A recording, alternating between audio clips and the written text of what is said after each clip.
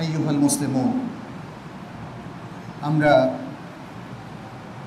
আজকের জুমাবারের এই খুতবায় কিছু নসিহা নিয়ে আলোচনা করব ইনশাআল্লাহ। একটি হাদিসে আমাদের নবী সাল্লাল্লাহু আলাইহি ওয়াসাল্লাম তিনি বলেছেন, আদ-দীনু আন-নসিহা, আদ-দীনু আন-নসিহা। قالوا لمن يا رسول الله؟ قال لله ولرسوله ولأئمة المسلمين وعامتهم। নবী সাল্লাল্লাহু আলাইহি ওয়াসাল্লাম বলেছেন, দিন হচ্ছে নসিহা। সাহাবারা জিজ্ঞেস করলেন, কার জন্য নসিহা? তিনি বললেন, আল্লাহর জন্যে, রাসূলের জন্যে এবং মুসলিমদের ইমামদের জন্যে। ইমাম মানে মুসলিমদের নেতৃবৃন্দের জন্যে এবং সকল মুসলিমদের জন্য। ওয়া আম্মাতিল মুসলিম ওয়া আম্মাতিহিম মানে সকল মুসলিমের জন্য। হাদিসটা বহু হাদিস গ্রন্থে বর্ণিত হয়েছে এবং এটা একটা সহিহ হাদিস। নসিহা মানে বাংলায় আমরা বলি উপদেশ, আবার নসিহার অর্থ হচ্ছে কল্যাণ কামনা করা। উপদেশ দেওয়া হয় কল্যাণ কামনায়, এজন্যই নসিহাকে নসিহা বলা হয়। তাহলে নসিহা হচ্ছে এই উম্মার অন্যতম কাজ, যেটা আজকে আমরা অনেকে করছি না। নসিহা করার কিছু পদ্ধতিও আছে, নসিহা করার কিছু যোগ্যতাও আছে, কিছু টেকনিক আছে। তাহলে আমাদেরকে যোগ্যতা অর্জন করতে হবে, টেকনিকটা অ্যাপ্লাই করতে হবে, আর মেথডটা ফলো করতে হবে। তাহলেই নসিহাটা কাজে আসবে। তা না হলে প্রিয় ব্যক্তির নসিহাও কেউ গ্রহণ করে না। দেখবেন যে অনেক মা বাবারা আছে, তাদের নসিহা তার প্রিয় কলিজার টুকরা সন্তানও গ্রহণ করে না। হয় তার নসিহার যোগ্যতার অভাব, অথবা টেকনিকের অভাব, অথবা পদ্ধতির অভাব। কোথাও না কোথাও গরমিল আছে বলেই এই নসিহাটা গ্রহণযোগ্য হয় না। যোগ্যতাটা কি? যোগ্যতাটা হলো আপনার যে বিষয় নসিহা করছেন সে বিষয়ে আপনার আইডিয়া থাকা, এলেম থাকা, নলেজটা থাকা। দ্বিতীয় যে শর্তটা পূরণ করতে হবে যোগ্যতার ক্ষেত্রে, সেটা হচ্ছে সেই নসিহাটা যাকে করছেন তার আগে নিজেকে এমপ্লয় করতে হবে, বাস্তবায়ন করতে হবে। এটা আল্লাহ তাআলা কোরআনে কিন্তু স্পষ্ট করে বলে দিয়েছেন, আতা'মুরুনা আন-নাসা বিল বিররি ওয়া তানসাউনা আনফুসাকুম ওয়া আনতুম তাতলুনাল কিতাব। তোমরা কল্যাণের, পুণ্যের নির্দেশ দিচ্ছ, অথচ নিজেদের কথা ভুলে যাচ্ছ। নিজেরা পুণ্যের আমলটা করছো না, ভালো কাজটা করছো না। ভালো কাজ অন্যকে করার জন্য নসিহা করছো আর নিজেদেরকে ভুলে যাচ্ছ। অথচ তোমরা কিতাব পড়ে থাকো। কিতাব মানে আল্লাহর পক্ষ থেকে নাযিলকৃত গ্রন্থ তোমরা অধ্যয়ন করে থাকো, এরপরেও তোমাদের মধ্যে এই আপত্তিকর জিনিসটা ঘটছে। এটা কোরআন সমালোচনা করেছে ওই সব লোকদের যারা কিতাব পড়ে, ইলমটা অর্জন করে, কিন্তু নিজে সেটাকে ইমপ্লিমেন্ট না করে মানুষকে বলে যে ইমপ্লিমেন্ট করতে। এটাও কিন্তু অযোগ্যতা।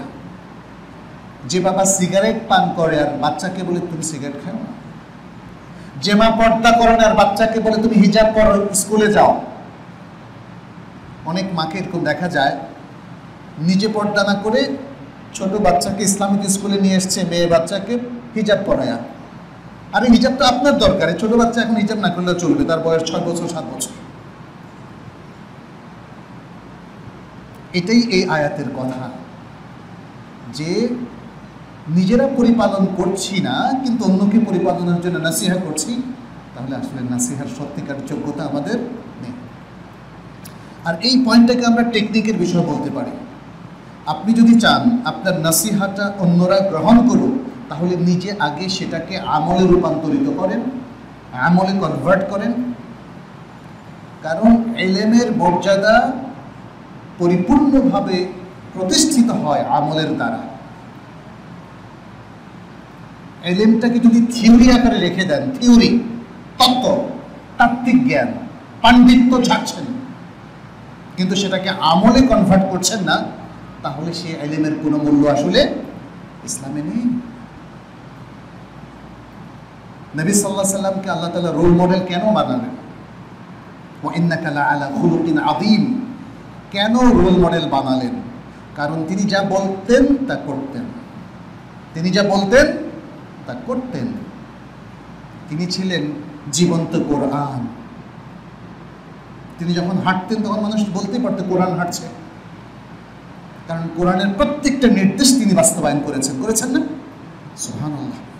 কোরআনের আখলাক, কোরআনের আকীদা, কোরআনের ইবাদত, কোরআনের আমাল, কোরআনের মুআমালাত, হালাল হারামের যে নির্দেশনা, সবটাই রাসূলুল্লাহ সাল্লাল্লাহু আলাইহি ওয়াসাল্লাম প্রতিষ্ঠিত করে দেখিয়ে গেছেন উম্মতের জন্য, বিশ্ব মানবতার জন্য। ফলে তিনি বিশ্ব মানবতার রোল মডেলে পরিণত হয়েছেন। আজকের এই আধুনিক বিশ্বে আমরা তাই দেখি যে তিনি রোল মডেল শুধু মুসলিমদের জন্য না, অনেক অমুসলিম, খ্রিস্টান, ইহুদি, হিন্দু, বৌদ্ধ, এখনও যাদের নাম আমরা জানি, এরকম অনেকেই নবী সাল্লাল্লাহু আলাইহি সাল্লামের শ্রেষ্ঠত্ব স্বীকার করেছেন। তারা মানুক আর না মানুক। আমাদের মুসলিমদের মধ্যে তো অনেক কিছু আমরা এখন মানি কিন্তু স্বীকার করি না, আছে না এরকম? প্রচুর। বুখারীর হাদিস পড়ি কিন্তু আমল করি না, প্রচুর আছে। মনে হয় যেন ইসলাম হয়ে গেছে একটা থিওরি। এটা আমাদের মুসলিম উম্মার একটা বড় প্রবলেম। আমাদের অনেক ইসলামিক চিন্তাবিদ হয়ে গেছে, ইসলামিক থিঙ্কার। তারা শুধু চিন্তাই করে যান আর চিন্তাটা শেয়ার করেন, আমলের ক্ষেত্রে আমরা তাদেরকে পাই না। অনেক ইসলামিক স্টাডিজের প্রফেসরও আছে এরকম, অনেক পণ্ডিতও আছে এরকম, যাদেরকে বাস্তব জীবনের ইসলামিক আঙিনায় আমরা তাদের অ্যাক্টিভ দেখি না। এটা হয়ে গেছে মুসলিম জনসাধারণের জন্য একটা বালা মুসিবত। ফলে আমাদের কথা আর মানুষের মধ্যে, বা আমাদের নাসিহা মানুষের মধ্যে প্রভাব বিস্তার করে না। এখনও কিন্তু একটা বাস্তব জিনিস, সেটা হচ্ছে আপনি যদি আমলদার আলেম হন, আমলদার মুসলিম হন, তাহলে আপনার কথার একটা তাসির থাকবেই। এটা কেউ ব্যত্যয় করতে পারে না। যদি একজন আমলদার মানুষ যিনি তাহাজ্জুদ পড়েন আর আপনাদেরকে নাসিহা করেন তাহাজ্জুদ পড়ার জন্য, দেখবেন যে অটোমেটিকভাবে এটা কাজ আপনারা বাস্তবায়ন করছেন। যারা প্র্যাকটিসিং মুসলিম তাদের ক্ষেত্রে এটা বুঝুন, নাসিহা তখন কাজে আসে, নাসিহা তখন কাজে আসে। আর এই জন্যই রাসূল সাল্লাল্লাহু আলাইহি ওয়াসাল্লাম বলছেন আদ-দীনু আন-নাসিহা, কারণ তিনি জানেন ভালো মুসলিমদের জন্য নাসিহা কাজে আসে। নাসিহা খুবই প্রভাবশালী একটা জিনিস, কারণ নাসিহার মধ্যে আছে ভালোবাসা, নাসিহার মধ্যে আছে শ্রদ্ধা, নাসিহার মধ্যে আছে মমতা, নাসিহার মধ্যে আছে কল্যাণ কামনা। সেই নাসিহাটা আমাদেরকে আলোকিত করবেই, আমাদেরকে পরিশুদ্ধ করবেই, আমাদেরকে পরিশোধিত করবেই। যে মেথডের কথা আমরা বললাম, নাসিহাটা কিন্তু পার্ট অফ দাওয়া, মনে রাখবেন। এটা হলো ইসলামিক যে দাওয়াটা আমরা বলি, দাওয়া, ইসলামের দিকে মানুষকে আহ্বান করা, এটা তারই গুরুত্বপূর্ণ অংশ। যে আলোচনাগুলো আমরা করি এটা নাসিহাতান, তা নাহলে এগুলো তো দরকার ছিল না আমাদের। ফলে নাসিহা যিনি করবেন তার সেই গুণাবলী থাকতে হবে যেটা দায়ের গুণাবলী থাকে, তার সেই মেথড থাকতে হবে যেটা দায়ের মেথড থাকে। তিনি যদি বিদ্বেষমূলকভাবে নাসিহা করেন, কাজে আসবে? ওই নাসিহা শুনে তখন অডিয়েন্সের অনেকে তার শত্রু হয়ে যাবে। যখন নাসিহাটা অন্তর থেকে বের হবে তখন আপনাদের সবার অন্তরে এটা প্রভাব বিস্তার করবে। আমার অন্তর থেকে বের হলে আপনাদের অন্তর ছুঁয়ে যাবে, এটাকে কেউ রোধ করতে পারবে না। ঠিক যেমন ওই ছেলেটা যে জাদুকরের কাছে জাদু শিখত, সবার সামনে বাদশাহ তাকে যখন মৃত্যুদণ্ড দিল, তার কথাগুলো হৃদয় থেকে বের হচ্ছিল। এই জন্যে সব লোকের হৃদয় ছুঁয়ে গেল। সবাই তখন বলল, তাই না, আমান্না বেরব্বে মূসা ওয়া হারুন। এটা বাধ্য, মানুষ এভাবে করতে বাধ্য। এই জন্যে আজকের প্রেক্ষাপটে আমি নওজোয়ানদেরকে বিশেষ করে বলবো, যারা ইসলামকে ভালোবাসে তারা যেন প্রথমেই ইসলামের যে থিওরি এবং এলেমগুলো আছে সেগুলো অর্জন করে, আর সেটাকে প্রচার করার ক্ষেত্রে নাসিহার যোগ্যতা, নাসিহার টেকনিক এবং নাসিহার পদ্ধতি যেন তারা অবলম্বন করে। কাউকে ইসলামের দিকে আহ্বান করার জন্য আমি তো তার উপর জেদ ধরানোটা জরুরি নয়, তাকে অপদস্থ করাটা এটা কি করতেই হবে আমাদেরকে? তাকে ছোট করাটা এবং তাকে অন্যদের চোখে হেয় করা, সবার সামনে তাকে বাতিল বলে সাব্যস্ত করা, এটা কি খুবই জরুরি? ব্যক্তিগত ক্ষেত্রে এটা জরুরি নয়। কারণ মানুষ যখন অপমানিত বোধ করে তখন সে আর সে সত্যকে গ্রহণ করে না। আমাদের পাবলিক সমালোচনাটা হওয়া উচিত থিওরির উপরে। যেমন আমি শিরকের বিরুদ্ধে কঠোরভাবে কথা বলব। শিরকের বিরুদ্ধে কথা বললে কোনো ব্যক্তির বিরুদ্ধে সরাসরি হচ্ছে না, কিন্তু ইনডিরেক্টলি হচ্ছে। এই জন্য আপনি দেখবেন, আপনি যখন শিরক আর কুফরের বিরুদ্ধে কথা বলবেন, সেই শিরক এবং কুফরিতে যারা লিপ্ত তারা আবার হার্ট হয়, কিন্তু সে জায়গায় আমাদের করার কিছু নেই। কিন্তু আমি যখন নাম ধরে ধরে কাউকে রিফিউট করব, তখন তার মধ্যে একটা বিদ্বেষ তৈরি হয় এবং তখন সে আর আমার কাছে আমার কথা গ্রহণ করে না। কারণ সবার মধ্যে একটা রিয়াকশন আছে। আপনি কারো ভুল ধরলে দেখা যাবে যে সে তার জবাব দেয়। এটা অধিকাংশ মানব গোষ্ঠীর মধ্যে এবং সব টাইপের লোকের মধ্যে দেখা যায়। হয়তো বলবেন যে আমার তো একটা জবাব আছে, এই জন্যই তো জবাব দিই। ঠিক আছে, কিন্তু অধিকাংশ ক্ষেত্রে কি দেখি আমরা? লোকজন কিন্তু তার ভুল স্বীকার করে না। লোকজন তার ভুল স্বীকার করে না, এমনকি সত্যিকার অর্থে ভুল হলেও একটা জবাব বের করে। এটা হচ্ছে রিঅ্যাক্টিভ অ্যাপ্রোচ। আর প্রোঅ্যাক্টিভ অ্যাপ্রোচ হচ্ছে সরি, আমি হয়তো বোঝাতে পারিনি, আমার উদ্দেশ্য ছিল এরকম, এভাবেও আমরা বলতে পারি। যাই হোক, আমার আজকে আসলে কিছু নাসিহা নিয়ে কথা বলার উদ্দেশ্য ছিল, কিন্তু নাসিহা করার যে পদ্ধতিটা সেটাও আমাদেরকে রপ্ত করতে হবে। তাহলে তা না হলে থিওরি ডিসবার্স করা, থিওরি মানুষের মধ্যে ছড়িয়ে দেওয়ার মধ্যে তেমন কোনো আসলে সাফল্য নেই। সাফল্য হচ্ছে মানুষের কল্যাণ কামনা, মানুষকে আলোকিত করা, তার অন্তরটাকে পরিশুদ্ধ করা, ধুয়ে মুছে তাকে পরিষ্কার করে দেওয়া। এই কাজটা এমনকি একটা জেনারেশন আগেও আমরা যেমন আমাদের ওস্তাদদের মধ্যে দেখেছি, শায়েখদের মধ্যে দেখেছি, এটা এখন কমতে চলেছে। এখন চলছে বাকযুদ্ধ, এখন মাহাব্বাতের পরিবর্তে বিদ্বেষমূলক আচরণ, এটাই বেড়ে চলেছে।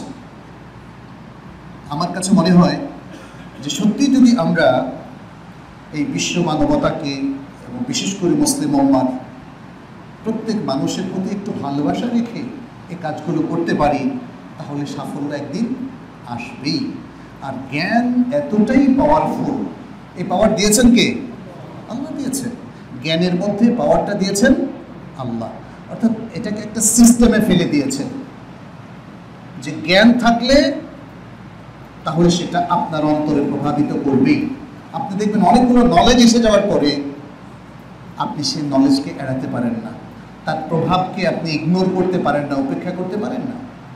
যারা জানে যে সালাত পড়াটা ফরজ, তারা অবশ্যই সালাত পড়বে। যারা জানে যে পুরুষদের জন্য মসজিদে জামাতের সাথে সালাত পড়াটা ওয়াজিব, তারা কিন্তু কোনো ওযর ছাড়া জামাত তরক করবে না। এই যে জানাটা এখানে ফ্যাক্টর। তাহলে সমাজের মধ্যে ব্যাপক লোকের মধ্যে যে শরিয়া ভায়োলেশন আমরা দেখতে পাচ্ছি, তার পেছনে একটা বড় কারণ হচ্ছে অজ্ঞতা, জাহালাত। সেই জন্যই নাসিহার এত প্রয়োজন। সেই জন্যই দাওয়ার এত প্রয়োজন। মানুষকে ব্লেম দেওয়া দাওয়াতের উদ্দেশ্য না, এটা মনে রাখবেন। মানুষকে তাফসিক, তাবদীল, তাকফীর, তাদলিল করা এটা দাওয়াতের উদ্দেশ্য না। অর্থাৎ কাউকে কাফের বলে সাব্যস্ত করা, কাউকে ফাসিক বলে সাব্যস্ত করা, কাউকে ভ্রান্ত ভ্রষ্ট বলে সাব্যস্ত করা, গালি দেওয়া, এটা কিন্তু দাওয়াতের উদ্দেশ্য না। দাওয়াতের উদ্দেশ্যটা কি? নাসিহার উদ্দেশ্যটা কি? নাসিহার উদ্দেশ্য হচ্ছে আপনার আমার মধ্যে যে ভুল ত্রুটিগুলো আছে সেগুলো সংশোধন করে দেওয়া। রাসূল সাল্লাল্লাহু আলাইহি সাল্লাম এই কাজটাই পরম যোগ্যতা, টেকনিক এবং সুন্দর মেথডের মাধ্যমে সেটা তিনি করেছেন বলেই তিনি জগৎ সেরা সাফল্য পেয়েছেন। পৃথিবীর সবচেয়ে দুষ্ট লোকগুলো রাসূল সাল্লাল্লাহু আলাইহি সাল্লামের হাতে পৃথিবীর সবচেয়ে শ্রেষ্ঠ মানুষে পরিণত হয়েছে, হয়নি? কঠিন কাজ রাসূল সাল্লাল্লাহু আলাইহি সাল্লাম খুব সহজে করলেন। আজকেও দেখবেন এটা সহজ আসলে, কিন্তু একটা সিম্পল লাইফ লিড করতে হবে আর অন্তরটাকে ভালোবাসা দিয়ে, মাহাব্বা দিনিয়া দিয়ে পরিপূর্ণ করতে হবে। মানুষের প্রতি কোনো বিদ্বেষ দরকার নেই, কারণ আমি তো জাজ না। জাজ কে? আল্লাহ। আল্লাহ বিচারক। ওয়ামা আলাইকা ইল্লাল বালাগ। আমার দায়িত্ব হচ্ছে, আপনার দায়িত্ব হচ্ছে সুন্দরভাবে মানুষের কাছে দ্বীনকে তুলে ধরা, পজিটিভভাবে, ইতিবাচকভাবে। আমি একজনকে নসিহত করতে গিয়ে যদি বলি, ভাই আপনি তো বেদ্দিন, আপনি তো ফাসেক, আপনি এই জায়গাটা ঠিক করেন, এই উসলুবে কাজ হবে? যদি বলি ভাইজান আসেন একটু চা খাই, আচ্ছা ভাইজান বলেন তো এই কাজগুলো কি আমাদের সংশোধন করা ঠিক না, উচিত না? মানে এমনকি তার মধ্যে আছে এটা যত সফট অ্যাপ্রোচে যাওয়া যায়, দেখবেন যে সে আজকে যদি ভাবে আচ্ছা আমি ভেবে দেখি, কারণ সে এই সময়টা নেবে, কারণ সে জানে সে কাজগুলো করে। একটা জিনিস যেমন ধরেন ধূমপান করে যারা, ধূমপান হারাম না? একটা লোককে যে খুব বেশি ধূমপান করে তাকে যদি বলেন ভাই ধূমপান হারাম, এটা করবেন না, ও কি একদিনে বাদ দিতে পারবে বলেন? অভ্যাস হয়ে গেছে তো, এত সহজে বাদ দিতে পারবেন না। কিছু জিনিস আছে অনেক বড় ভায়োলেশন, কিন্তু মানুষ একদিনে বাদ দিতে পারে না। যে ব্যবসায়ী সুদে আকণ্ঠ নিমজ্জিত, সে যদি আজকে সিদ্ধান্ত নেয় যে আমি সুদ থেকে মুক্ত হব, কয় বছর লাগবে বলেন তো? তার গ্রুপ অফ ইন্ডাস্ট্রির মালিক, সে গ্রুপ অফ ইন্ডাস্ট্রি আছে, তার চাইলেই পারবে সাথে সাথে। একইভাবে সমাজে যত অনাচারগুলো আছে এত দ্রুত এগুলো যাবে না। তাহলে আমাদের অস্থির হওয়ার কোনো কারণ নেই। আমরা সামষ্টিকভাবে, ব্যক্তিগতভাবে, প্রাতিষ্ঠানিকভাবে যদি এই কাজগুলো অব্যাহত রাখি, এখানে নাসিহার মধ্যে সব কাজ এসে যায়, দাওয়াত, শিক্ষা এবং ব্যক্তিগত নাসিহা সবটাই চলে আসে। সেভাবে আমাদেরকে আগাতে হবে। দাওয়া এবং তালিম খুবই গুরুত্বপূর্ণ। আজকে মসজিদ ভিত্তিক যে তালিম কিংবা মাদ্রাসা ভিত্তিক যে তালিম, সেখানেও অনেক কিছু রিভাইজ করার প্রয়োজন আছে। সেখানেও শিক্ষাটাকে আরও মানসম্পন্ন করার প্রয়োজন আছে। আমাদের ইমামরা, মসজিদের যে ইমামরা আলোচনা রাখেন, তাদের ট্রেনিংয়ের প্রয়োজন আছে। যারা খতিব, তারা কি করে মানুষের কাছে সঠিক তথ্যটা, ইসলামের রিয়েল তথ্যটা সুন্দরভাবে পেশ করতে পারবেন, তারও ট্রেনিংয়ের প্রয়োজন আছে। এই যে হাজার হাজার মাদ্রাসা, সেই মাদ্রাসার টিচারদেরও ব্যাপক ট্রেনিংয়ের প্রয়োজন আছে। আনফর্চুনেটলি অনেক মাদ্রাসায় ভিজিট করেছি, আরবির শিক্ষক আরবি জানে না, গ্রামার শিক্ষক গ্রামার ভালো বোঝে না, ইসলামিয়াতের শিক্ষক ইসলাম সম্পর্কে ভুল ধারণা করে ওই ভুলটাই পড়াচ্ছে, আছে না এরকম? এদেরকে ট্রেন আপ না করে আজকে মুসলিম উম্মাহ বা আমাদের বাংলাদেশের মুসলিমদের উন্নয়ন অসম্ভব। পাশাপাশি আপনাকে তো এই পৃথিবীতেও বেঁচে থাকতে হবে, তাই না? তাহলে এই পৃথিবীর পেশাগুলোকে কিভাবে ইসলামের সাথে ম্যাচ করবেন? হালাল হারাম বেছে বা মেনে আপনি আপনার ব্যবসা, আপনার চাকুরি বা আপনার পেশাগত দায়িত্ব পালন করবেন, সেটারও কিন্তু ব্যাপক ট্রেনিংয়ের প্রয়োজন আছে। সেটা শুধুমাত্র এরকম একটা খুতবা দিয়ে সবার জানা হয়ে যাবে ব্যাপারটা তা না। অবশ্য এটাও ঠিক যে ইসলামের বেশ কিছু মৌলিক জিনিস আমাদের জানা আছে। তা আসুন আমরা রাসূল সাল্লাল্লাহু আলাইহি ওয়াসাল্লামের হাদিসের আলোকে শেষ থেকে শুরু করি, যেটা ওয়াআম্মাতিহিম বলেছেন, মুসলিমদের একে অপরকে নাসিহা করা। কারণ এটা সবচেয়ে সহজ কাজ, সবচেয়ে সহজটা দিয়ে শুরু করতে হয়। পড়া সবচেয়ে সহজটা দিয়ে শুরু করতে হয়। পরীক্ষার প্রশ্নের উত্তর দেওয়া সবচেয়ে সহজটা দিয়েই শুরু করতে হয়, নাহলে সবচেয়ে কঠিনটা দিয়ে শুরু করলে আপনার পরীক্ষায় পাশ করা হবে না। রাসূল সাল্লাল্লাহু আলাইহি ওয়াসাল্লাম তাই করেছিলেন। মক্কায় তার জন্য অনেক কিছু কঠিন ছিল, কিন্তু তিনি সেটাই করেছেন যেটা পারতেন। আজকে আমাদের মুসলিমদের একটা অভ্যাস হয়েছে, যেটা কঠিন ওটা ধরবো, যেটা সহজেই করে ফেলতে পারবো ওটা এখন ধরবো না। বুঝতে পেরেছেন? অনেক মুসলিম যারা মনে করে সশস্ত্র জিহাদ দিয়ে এই মুহূর্তে সব ঠিক করে ফেলবো, তারা ওটার জন্য অপেক্ষা করছে। একটা ভালো হেফজ মাদ্রাসা, একটা ভালো শিক্ষা প্রতিষ্ঠানের প্রতি তাদের মনোযোগ নাই, বলছে ওগুলো অটোমেটিক হয়ে যাবে, যখন ক্ষমতার মসনদে যাব অটোমেটিক হয়ে যাবে। কিন্তু এত লক্ষ লক্ষ বনি আদমের তাদের চিন্তা চেতনায় পরিবর্তন আপনি কি জোর করে পারবেন? জোর প্রয়োগ করে পারবেন? তাহলে যে কাজগুলো সহজেই করণীয় আমরা লক্ষ্য করছি, বহুদিন থেকে আমরা মুসলিমরা সেগুলো ছেড়ে দিয়ে রেখেছি। টিচার্স ট্রেনিং করা সম্ভব না, নাকি এটা বাংলাদেশে নিষিদ্ধ? ইমাম ট্রেনিং কি সহজ না, নাকি এটা বাংলাদেশে নিষিদ্ধ? আজকে যে মসজিদে আমি খুতবা দিচ্ছি, সেখানে কি কোনো ইমাম ট্রেনিং হয়েছে এখন? খতিবদের ট্রেনিং হয়েছে এখন? এই মসজিদে, ছোট মসজিদ হতে পারে এটা, বাট এখানে কি টিচার 10টা মাদ্রাসার 50 জন টিচার এর ট্রেনিং হতে পারে না? এগুলো কেন আমরা বাদ দিয়ে রাখছি বলেন তো? একইভাবে আমাদের ইসলাম প্রিয় মানুষগুলো তারা প্রাতিষ্ঠানিক পর্যায়ে কাজ করুক, দলীয় পর্যায়ে কাজ করুক, অথবা এককভাবে কাজ করুক, সবাই কিন্তু অপেক্ষা করছে কোন দিন সেই চরম দিন আসবে, সেদিন সব কিছু করবে। তার আগ পর্যন্ত আমরা রুটিন কাজ করছি এবং বিশেষভাবে ব্যক্তি গঠন, প্রতিষ্ঠান গঠন, কোয়ালিটি বাড়ানো, মানসম্পন্ন মুসলিম তৈরি করার, এগুলোর আয়োজন আমাদের আসলে খুবই ক্ষীণ, খুবই